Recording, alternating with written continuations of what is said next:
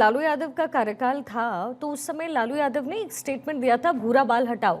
यानी जो सवर्ण है उनका जिक्र करते हुए, उसमें भूमियार थे, राजपूत थे, ब्राह्मण थे और बनिए थे, उनको हटाने की बात वो कह करके जो है एजेंडा फिक्स करते थे, जो बिहार में उनका उसका सिक्का चला भी।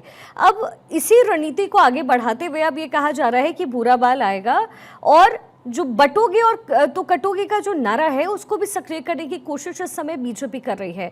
लेकिन जिस राज्य में कास्टिज्म इतना ज्यादा है, जिसमें कास्ट के आधार पर ही वोटिंग होती है, वहां बटोगे तो कटोगे का नारा कितना क्या हिट हो पाएगा? जो तस्वीरें हमने बाकी राज्यों में देखी है, क्या वहां उसके समीकरण बनते हुए लगते हैं?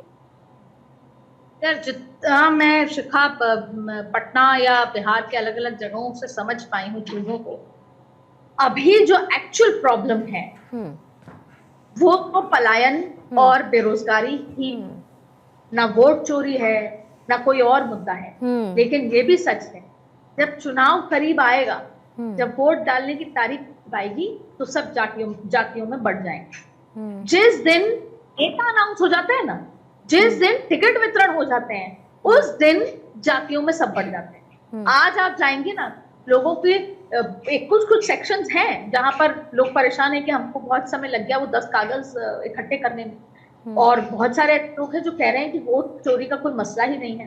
लेकिन सब लोग एक बात कह रहे हैं कि मेरा बिहार तब भी वही था और आज भी यही है।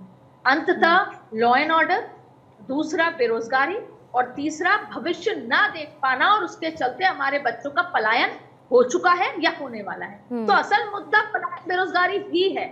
लेकिन होता क्या है, आपने महाराष्ट्र में भी देखा, महाराष्ट्र में भी कई मुद्दे थे। किसान का मुद्दा था, किसान आत्महत्या कर रहे थे, किसानों का मुद्दा आज भी है।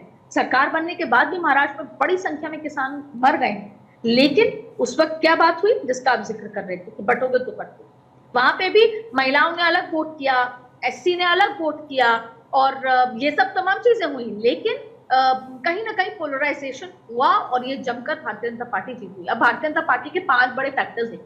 भारतीय जनता पार्टी पहला, नरेंद्र मोदी के चेहरे पर चुनाव लड़ रही है, और भारतीय जनता पार्टी ये जानती है और देश में जानता है कि मोदी के चेहरे पर वोट पड़ता है, महिलाएं वोट करती हैं, और वोट जो फर्स्ट टाइम वोटर है। अब यहाँ पर एक और लिटमस टेस्ट होगा कि इस बार के first time voter Rahul Gandhi की तरफ जाते हैं या नरेंद्र मोदी की तरफ आते हैं। अक्सर यही ग्राफ रहा है कि first time voters Narendra Modi को वोट करते हैं।